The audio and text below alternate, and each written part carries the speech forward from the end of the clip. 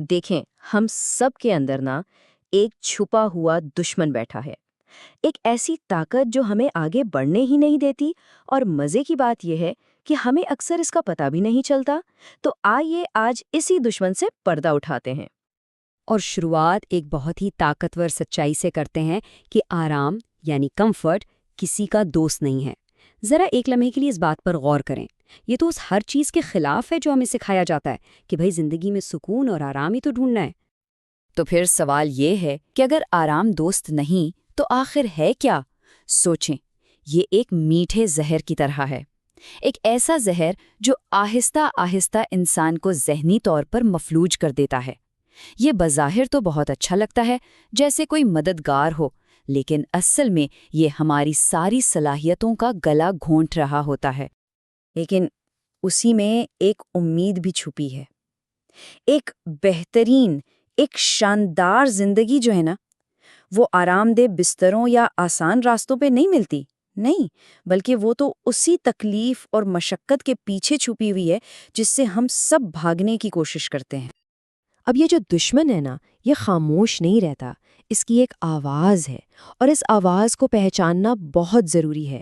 یہ ہے کمزوری کی آواز، اور یہ کوئی باہر سے نہیں آتی، یہ وہی سرگوشی ہے جو ہم سب اپنے ذہن کے اندر سنتے ہیں۔ یہ آواز کیسی ہوتی ہے؟ اکثر یہ کہتی ہے آج موڈ نہیں ہے نا؟ یہ سب سے عام بہانوں میں سے ایک ہے، بس تھوڑی دیر کی خوشی کا لالچ دے کر ہمیں ہمارے اصل مقصد سے دور کر دیتی ہے۔ اور پھر آتا ہے وہ مشہور زمانہ جھوٹا وعدہ، کل سے پکا شروع کرنا ہے۔ یہ بس ٹال مٹول کا ایک نہ ختم ہونے والا چکر ہے جو یہ آواز چلاتی رہتی ہے، اور سچ تو یہ ہے کہ وہ کل کبھی آتا ہی نہیں ہے۔ یہاں سب سے ضروری بات یہ سمجھنے کی ہے کہ یہ آواز اصل میں ہم خود نہیں ہیں، یہ ہمارے اندر کا وہ کمزور حصہ ہے، وہ ڈرپوک حصہ جو ہمیں بس ایک عام سی اوسط زندگی میں قید رکھنا چاہتا ہے۔ بس اس آواز کو پہچان لینا ہی اسے ہرانے کی طرف پہلا قدم ہے۔ اچھا، تو سوال یہ ہے کہ اس کمزوری کی آواز سے لڑیں کیسے؟ جواب ہے نظم و ضبط کے راستے پر چل کر۔ یہ کوئی خیالی بات نہیں، بلکہ ایک بالکل واضح اور قابل عمل منصوبہ ہے۔ اس راستے کے 3 بنیادی اصول ہیں۔ پہلا، خود پر ترس کھانا چھوڑ دیں۔ دوسرا، جان بوجھ کر مشکل راستہ چنیں۔ اور تیسرا، ہر حالت میں آرام کے اوپر ڈسپلن یعنی نظم و ضبط کو ترجیح دیں۔ بس یہی وہ ہتھیار ہیں جن سے یہ اندر کا دشمن ختم ہوگا۔ چلیں پہلے اصول کو تھوڑا اور کھولتے ہیں۔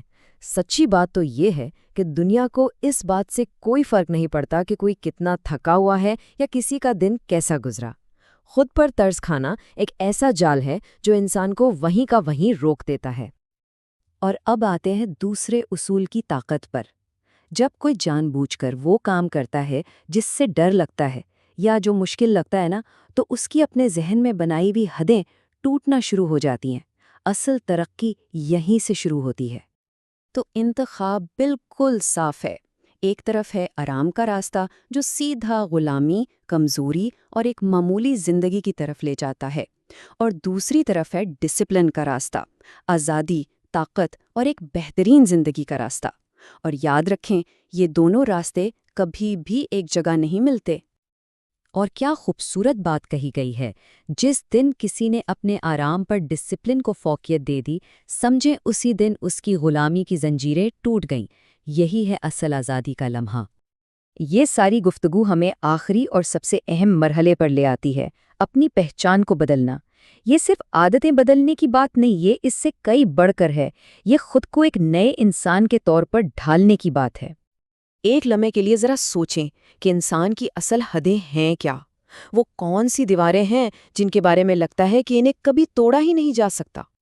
اور اس ساری بحث کا نچوڑ، اس کا خلاصہ بس ایک سچائی میں ہے: حدیں صرف ایک وہم ہے جو انسان نے خود اپنے ارد گرد بنا لیا ہے۔ یہ اصلی نہیں ہے، یہ تو بس ایک کہانی ہے جسے سچ مان لیا گیا ہے۔ تو پھر پیغام بالکل واضح ہے، اٹھنا ہوگا، اس تکلیف کو گلے لگانا ہوگا جس سے بھاگتے آئے ہیں، اور پھر اسی آگ میں تپ کر اپنی ایک نئی، ایک مضبوط پہچان بنانی ہوگی۔ سوال یہ نہیں کہ کیا یہ کیا جا سکتا ہے، اصل سوال تو یہ ہے کہ کیا ایسا کرنے کی ہمت ہے؟